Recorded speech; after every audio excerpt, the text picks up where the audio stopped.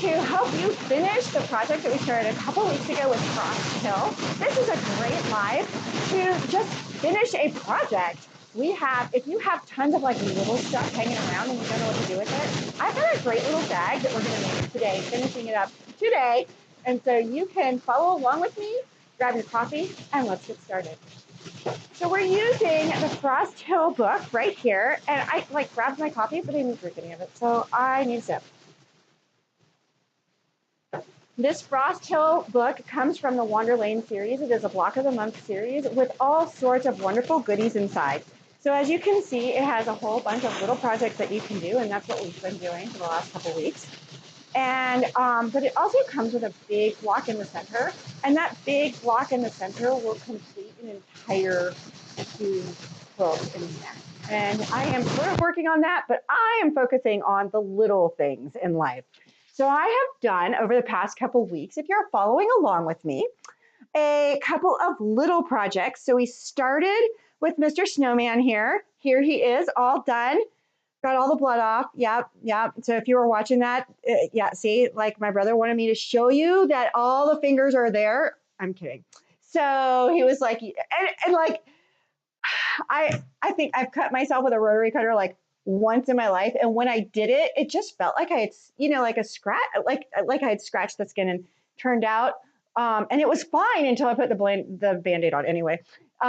So everything is fine. Mr. Snowman is fine. We're going to finish him up really quick. I've even put his little buttons on and everything.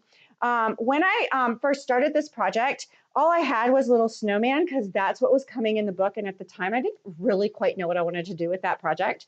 And so I also have my little Foxy here. And so I'm not sure if Laney's showing you in the little page, so I'll put him up too. So he's on the little camera too, and little Foxy is completely done. And so if you want to know a little bit about the techniques and stuff that I used, I showed you a little bit about how I hand stitched that down.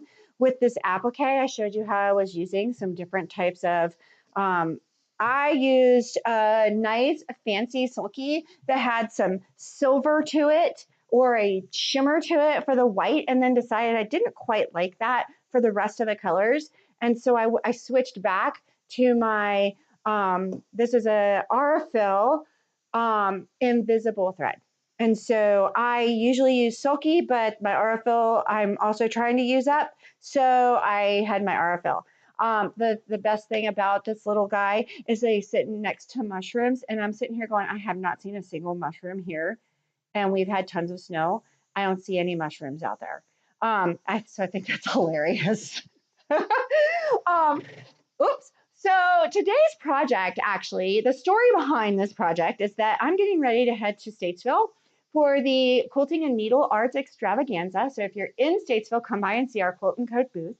And I want something that I can have on me that is small, can hold my my phone and my little things that I'm trying to demonstrate and that type of thing, and have it close by where I'm not stuffing all my pockets full of everything. And so that's what inspired the design over the last week of how I wanted to finish this project. And so now that I have all my little gadgets on my snowman, I'm going to show you how my Foxy, I am going to show you how to finish up Mr. Snowman. And so before I put my eyes on, and I'm really nervous about taking these off because I lose stuff like within seconds, but I'm going to stick them right over here underneath the camera, and hopefully they'll stay there. And I am going to use this orange here to put my, to make my carrot. And so I already have my carrot drawn out right here on a little piece of heat and bond. And to be honest with you, I just sort of, looked at how I want him to go and that type of thing. And I still don't know if I've done it right. But we're about to find out. And I can always fix it if I need to. Okay, so I am going to use my little iron here to fuse. I better move Snowman out of the way here so you guys can see. So I'm going to fuse my fusible. And if you've not done applique yet, this is just wonderful. I mean, this is a heat and bond is a double fusible. And so it turns your fabric into a sticker. And so I'm going to take this fusible and I'm just going to stick it on the wrong side of my fabric. And then you'll notice I did not cut out my little carrot. I am sort of keeping him for when I use my scissors, because that will give me a nice clean edge. So when you're doing applique, rough cut out your pieces before you put them on your fabric. If you don't, then you'll end up with a little bit more of a fray when you go to cut those pieces exactly. And let me tell you, it's a lot easier to cut on the heat and bond than it is to cut on the just the fabric with the heat and bond going around it. Okay, so it doesn't take long, although my iron is pretty warm. I do have a nice hot iron. I don't want to cut though while that iron is hot. And so that's one of the main things about applique that I really want to stress. You want to make sure that your piece is really, really cool before you start cutting, because glue, a hot glue is just gonna move all over the place. So now, before we cut this out though, I wanna make sure that my little, I have had issues with this project from the beginning. So we're gonna make sure that his little nose, this is the fat part. Yeah, I'm good. So I wanna make sure that because I want him looking that way. I wanna make sure I freehanded this. I didn't use my template. I do a lot of that, especially with eyes and that type of thing. I just freehand it. Sometimes I don't even draw. I just freehand it. So I am using some regular scissors. I have not found that my regular scissors dull when using the heat and bond. And I am making sure he's really cool. See, I am going to just sit here and talk and sling my thing. So I really hope you guys can make it down to Statesville and see us this weekend. We have lots of fabric cut by the yard and a ton of fat quarters. I think we emptied the shop with the fat quarters. So that's going to be a great fat quarter station. All right, so now that I have my sticker, that's where I want him. And I deliberately have not put my eyes on yet because I didn't want to, I wanted to be able to get around with my needle and before I did that. And that's another reason why I wanted to show you. I have already put my buttons on there. They're ready to go, and they're going to be the action that holds this fusible that I sort of gave the project a little bit more oomph. Okay, so I am going to go ahead and get this little guy on. So I'm not really going to quilt this project. It's small enough that I can get away with it. Not only that, but I've got this, carrot right here. I've got little eyes. Let's see, where do I want that carrot? I could cheat and look at the page. Oh, it's supposed to be pointing down. Or it could point up. I can do whatever I want. It's my project. Okay, cool. So there he is.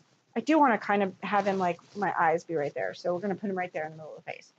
And then it's a sticker. So all I do is take that heat, and now I can heat it, put it down to my project. And that's going to hold it in place. But again, it doesn't hold it, heat and bond doesn't hold it in place forever or perfectly. So you want to make sure that you do something to stitch it down. So I am going to use that Aurifil again and stitch this baby down just right there. Of course, I did not set the machine up for Aurifil, set it up for the other stuff. And so I am going to thread my machine. I do not need to have any special stuff in the bottom. I have Aurifil in the bottom, and I have never had a problem using Aurifil on top and a regular weight thread on the bottom. I think I used 50 weight with the Aurifil, so I've not had any problems with that. Wonderful thing about these Eversew machines is that they have automatic needle threaders on them. The Aurifil is this particular top thread is invisible. Thank you, Lainey, for asking. And then in the bottom, I have a regular Aurifil. This is just a blender color wrapped around my scissors here. So yeah, that's just it. I love, because then I don't have to come up with a gazillion different threads, that I just use the Aurifil and then I'm good. Okay, and I am just going to use a little zigzaggy stitch just to hold this baby down. And I am going to, whenever I do applique with the zigzag, I like to less my width of it. So it's just a little bit, you know, a normal zigzag is like that. I'm sort of going half that. And I tack at the very beginning. So I just put a little bit in there and tack at the very beginning. Lanny, are you seeing the sewing machine needle okay? Excellent. So my helper today is Lanny. We had some computer issues last week. I just had to tell you. I had one of my computer kids that was going to run my live for me, and he was so disappointed because he had technical issues and he couldn't run my live. And so I'm going to have to get him back in because he was so disappointed that he could not run my live for me. I think that's just so sweet. I had no clue that they wanted to do stuff like that, so I'm going to put them to work, man. So I've gotten to the end, and the other nice thing about using the RFL or the Sulky Invisible thread is that when I use that thread, you can't see any mistakes that I've made, and I have made two of them. So instant gratification, not necessarily perfectionist, and then make sure you tack at the beginning and the end. And so now my little nose is on, and I'm going to move my, I'm going to move my sewing machine out of the way so I can show you how I put on my eyes. All right, now, still have the eyes, okay? But I think I've lost the needle in front. Nothing, oh, no, it's sitting right here. Oh, good, okay.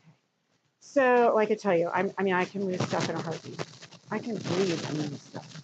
If you're like that, would you please comment and let me know? Because, like, I can have it right there and it be gone. Okay, so I would love for the eyes to be just a little bit wonky because that's just, and I mean, look at the fox. The fox is so perfect. He's had issues from the beginning. Let's face it. He has blood, sweat, and tears in him. Might as well make him be a little wonky. So here we go. We got one eye up there, one eye down there. And I have I've already threaded the needle and knotted it, and I did double strand.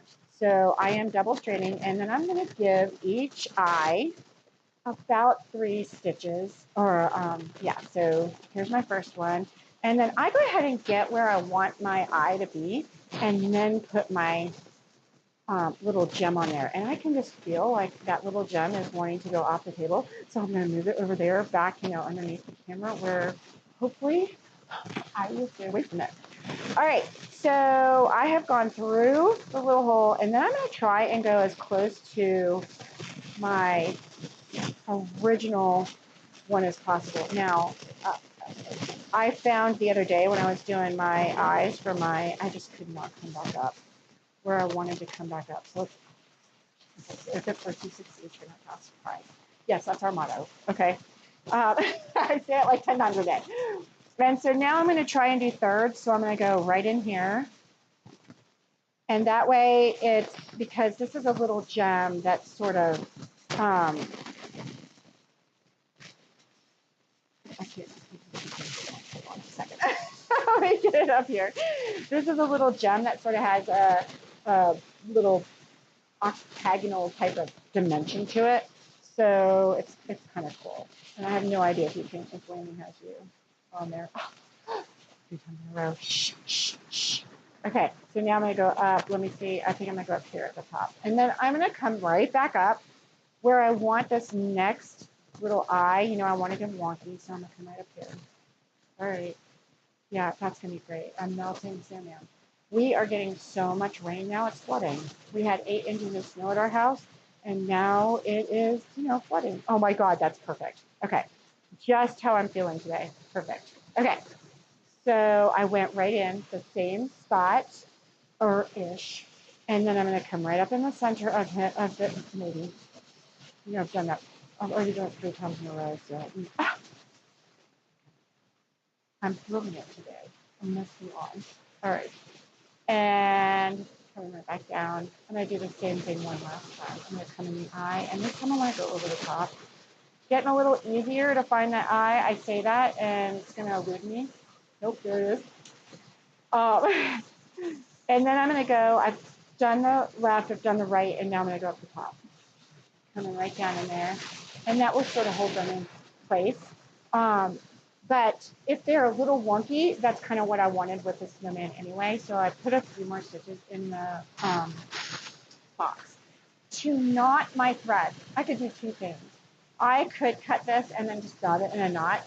I am going to put this in just like that. And then I'm going to hopefully have enough thread that I can wrap around a few times on my needle. And it looks like I've got plenty of thread. I'm telling you, I'm on today. And then I can push this through like that.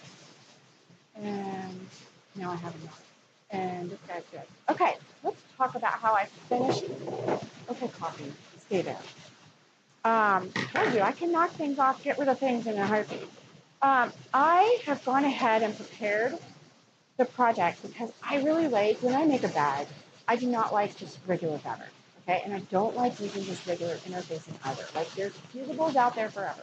But I like to have a little bit of weight to my bag. And so I use a fusible fleece. You could also use any batting that you have left over. If you're doing that with batting, no problem. Use a little bit of 505 spray to temporarily adhesive. It's a temporary adhesive, and you can spray that on there. Get your whatever you want on. I just happen to have some leftover fusible fleece, so I am using fusible fleece. And so I have done both of my projects, tops, outsides of my bag, just like that. I have already fused on some iron-on fusible. And then, like I said, I went ahead and did my buttons and stuff like that afterwards. Now, this is going to be the outside of my bag, okay? And I want to have a lining. Well, I happen to be a long armor, so I have tons of fabric left over. And so this fabric just went gorgeously. Use your scraps, guys. And then it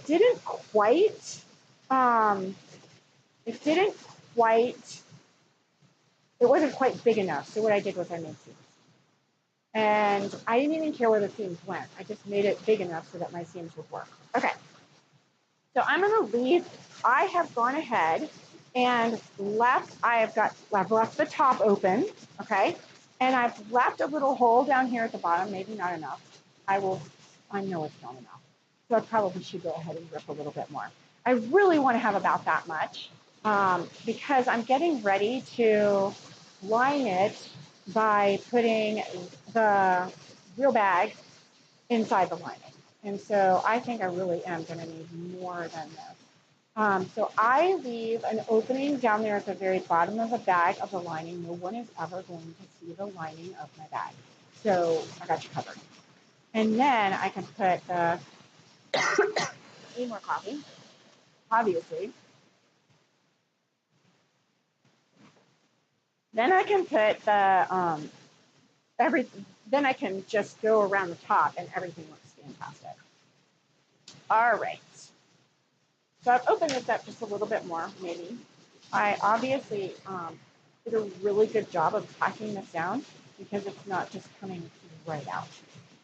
There we go. It came right out as soon as I got that little stitch. Okay. So the lining is done. I did not put any interfacing or anything on the lining. As you can see, I have seams. I don't care where they are. This is just a little bag. Carry my purse, carry my phone and stuff like that while I'm at the show. I did need to make a strap though. So this is a nice long strap. If it's too long, I can put a little knot in it to make it, but I've done these in the past and this seems to be just the right length for me so that it's like down here at my pocket level versus being up here. So this seems like it's just the right length. And the way, what is this length? It's a width of, thank you. It's a width of fabric and 10 more inches. A width of fabric and 10 more inches. And then I use, when I'm putting that together, I put it together like a binding. And so if you've ever seen any of my videos, I put that, you can just put them right sides together and sew a straight seam. I like to put them together so that I have a mitered edge. Anyway, I will show you what that looks like. Hold on. If I can find the actual, there it is. So instead of being straight across, it has a 45-degree angle across. Okay, so it is 40, it is a width of fabric strip plus 10 inches, and then it is 2¼ inches wide. So then what I do is I fold it in half, open that up and fold the ends in half. So I have a seam right here, and then I top stitch on. It takes about 5 minutes. I top stitch on either side, so just so that it's uniform, and then that closes it up, and I don't have to worry about turning it inside out. I don't have to worry about ironing. I'm anything else. It just fold it, fold it, fold it. So you're done. And now it's a nice little 1/2 inch, strap. Okay, so I am going to take the strap, and I am going to, actually what I'm going to do is I'm going to sew Mr. Snowman and Mr. Fox together. So I am going to, with the front section, I am going to stitch all the way around the bottom, and I am not going to leave an opening. This is going to be completely enclosed. So let's get that stitched up. And this is, yes, go ahead. Just the bottom and the sides. And Mimi's paying attention today. Yeah, you're going to do just the bottom and the sides so that you can line it. And then it will be totally enclosed with the lining. Okay, I'm not making any sense now at all. So thank you, Randy, for making sense. I'm just going to do the bottom and the sides. All right, but I have to get my sewing machine ready to go.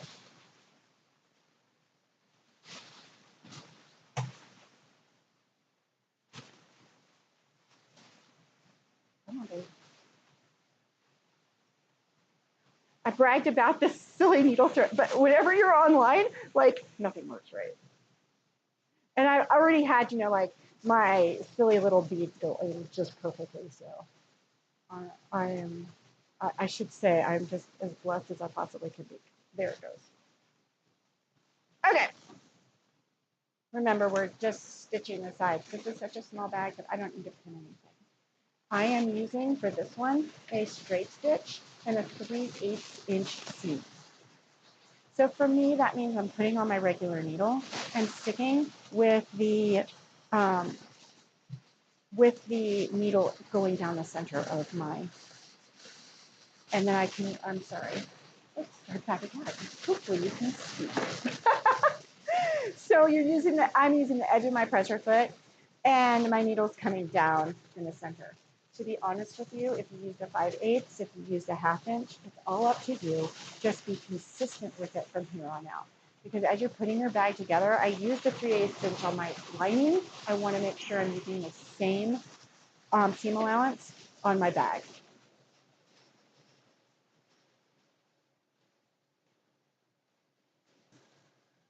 Thanks, Lanny. You can't hear anything. I don't think he's mic'd, but he is laughing. To pivot, I put my needle down in my fabric, turn my project,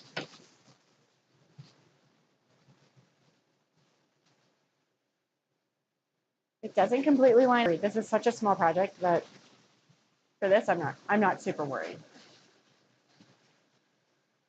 It's not like I'm trying to quilt squares and keep them where they're staying in, I have to have corners that match up or anything. This is just a simple project to hold my foam.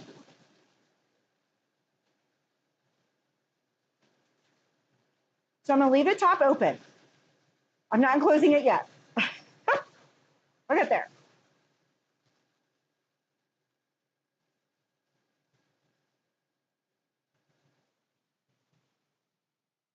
And then I am going to turn this inside out. But to turn this inside out, first thing I want to do is just make sure that I got everything.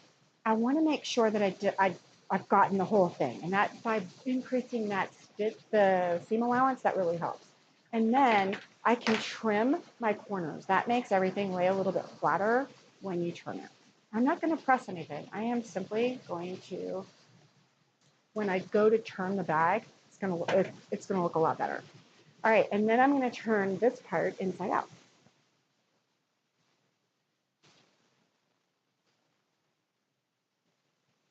And that, look at that big opening where I can stick my fingers right in there and get that corner out. Ha ha ha. I need one of my purple things so I can get that in there. If you can't get it out, you can use a variety of methods. So you can use a seam ripper if you're really careful to try and pull that fabric out. I use pins. I use all sorts of stuff. I'm not really, but like this project is not all that particular. The purple thing works really nice to getting, it's got a really nice little edge on it. I should have brought that up so you guys could see it. It will be at the show this weekend though, so ask me. All right, now I have my front and my back. I want to make this edge really nice up top, and I want to add my strap. Okay, to add my strap, I pull it out nice and straight like that. Whoops. And then I bring my strap up like that. Okay, I put one strap on each side. I'm actually going to put that strap, and I need to put it up enough on this side that it's going to, I have some, in fact, I'm just going to cut that off. See that salvage? I'm cutting that salvage off. That way I don't need to worry about it anymore. Now I can line it directly up. And so I'm lining that directly up, and I am going to pin that in place. Just like that. And I'm putting it on the seam. And then I'm going to do the same thing right over here. And I am literally going to put it on the seam again. And pinning this in place really well so that it's not going anywhere. So I kind of have my pin sort of going sideways since this is just a ½ inch. I'm going to keep that. It helps to keep it from going. In fact, I'm going to fix this one. Helps it from shifting too much. And I'm lining it up with the raw edge of my thing right there. Now, I am ready to put this into my lining. So I'm putting a whole bag, including the, and if this feels like it's too bulky, I have been known to like tie it and, you know, just give it a little tie so that it'll just stay there. And then I can stick the whole thing into my lining.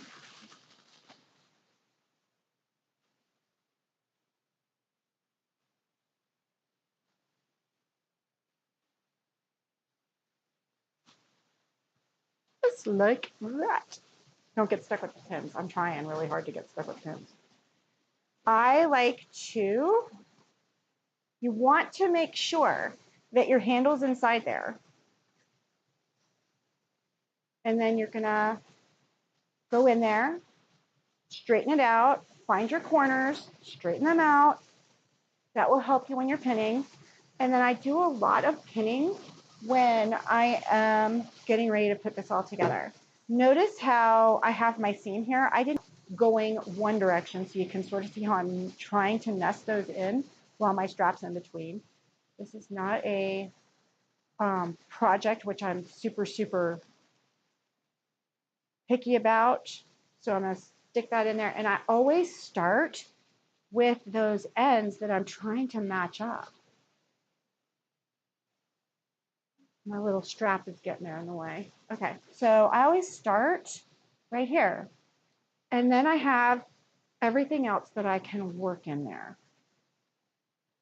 So I have them nicely nested right there with a strap in between. And then, uh-oh, I have a new cameraman. Well, hi, Jeremy. How are you? So Jeremy has joined us. Jeremy's now gone behind the camera. Landy must have been called away to a phone call. He's taking, we're trying to get our water back. I'm taking a shower in 4 days. So we're trying to get our water back. So here I am simply I like to pin a lot when we get to this step. It just makes everything so much easier, and it just fits perfectly. Yay, guys, let's finish this off. So now I am going to stitch a 3/8 of an inch seam all around the top. I am going to take this little doodad off of my sewing machine.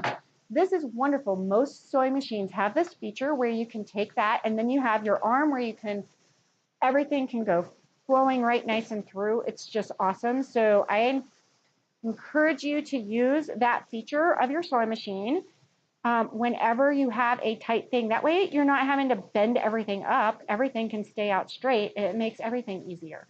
I am all for easy, man.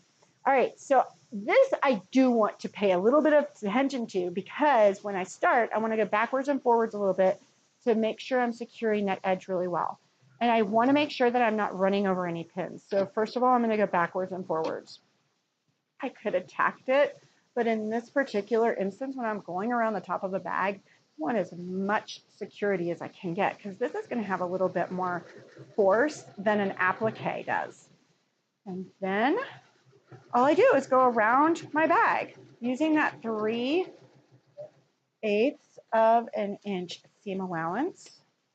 I want to double check my little handle is just giving me a real fit today. So make sure it's deep down in that bag. Probably if I'd have taken just a tad bit more time, it's hard when you're on live. I feel like I'm getting a little bit of a pucker here. So if I'm getting a pucker, I lift up my pressure foot and smooth that fabric out, and look, it did just fine.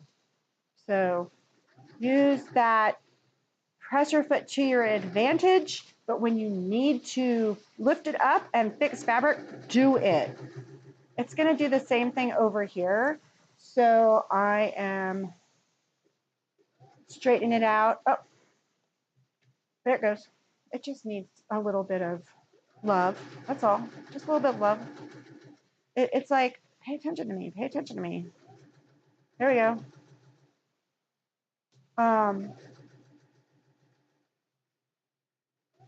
Paying attention to it while it's happening is better than waiting and then having a whole big huge tuck at the very end, which is what it really wants to do right now. Is it really wants to tuck on me right at the very end. I am now at the end. I've gone all the way around, so I'm going to go backwards and forwards just to secure that spot. Pull it out, and last step. Okay, second to last step. There's one more step after this. I'm going to pull it out of this opening that I have left. I'm going to see if I can get it here. I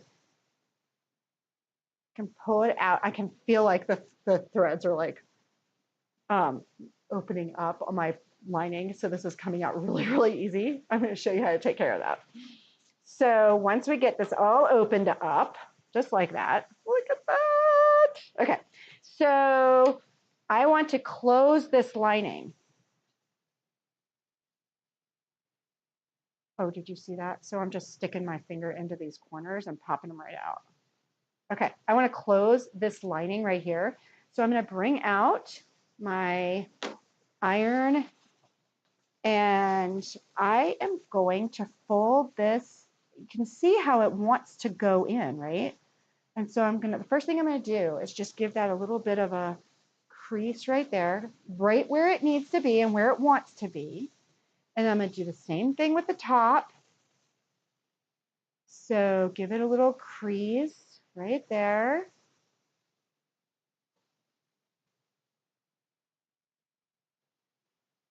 There we go. And then I'm going to iron that in place just like that. And then I am just going to stitch this closed with a stitch.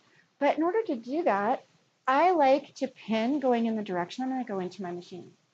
That way I can pull my pins as I go, and I get 2 points of contact with my pin instead of just having 1 point of contact. And with this one, because the stitches were sort of breaking as I was opening it up, I think I'm going to go most of the way across. And so let me bring the sewing machine back out. And I am just doing like as close as I can. And then I do a little bit of a back stitch there to get this all closed up.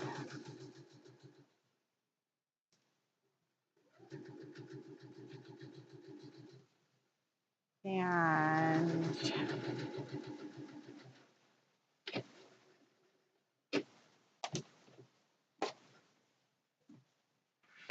there we go.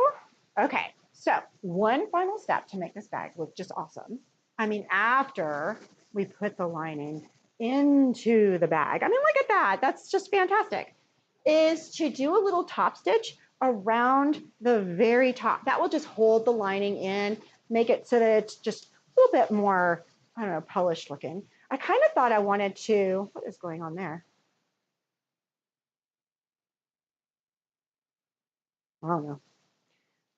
I felt like I was open down there, and it's fine. Everything's fine. Right? No, I did not leave any pins in. I did not leave any pins inside. I just felt something weird, and so I was like, I don't know what that is. So I think I don't know what it was. I'll take a look at it in a minute just to make sure that everything's good. But I wanted to show you the final step, and that is I'm going to iron this down just a little bit, and then I'm going to do a little top stitch around the top. That way, it's just got that polished look and won't give me any issues of the lining falling out. The lining will know exactly where its home is supposed to be inside the bag. And so the snowman lost his hat. He never had a hat. He does look like he should. I mean, I got a lot of sky here, so you're right. I wanted a finished project, so I didn't fully think everything through, but, you know, there's still time. I could totally sew a hat on him. Might need to be 3D.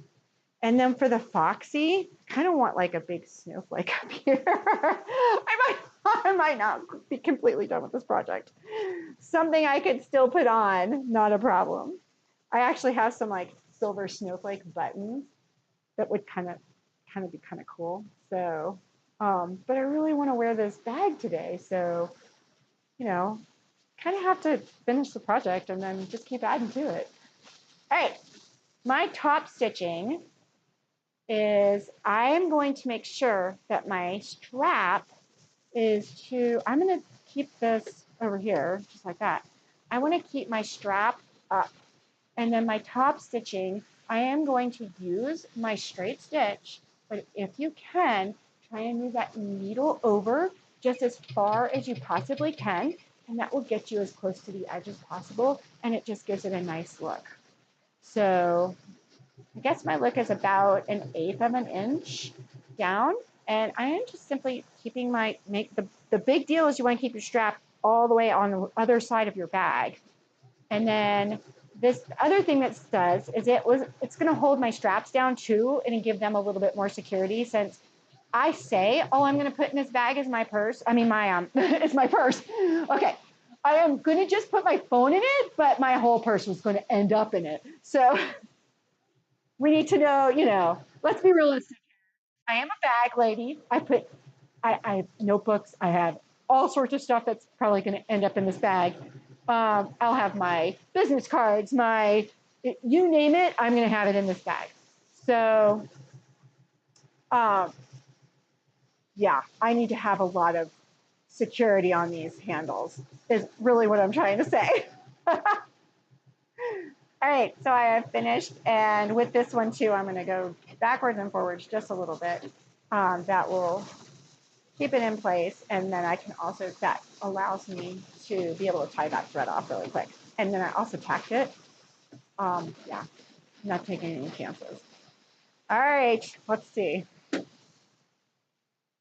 I have threads over here everywhere.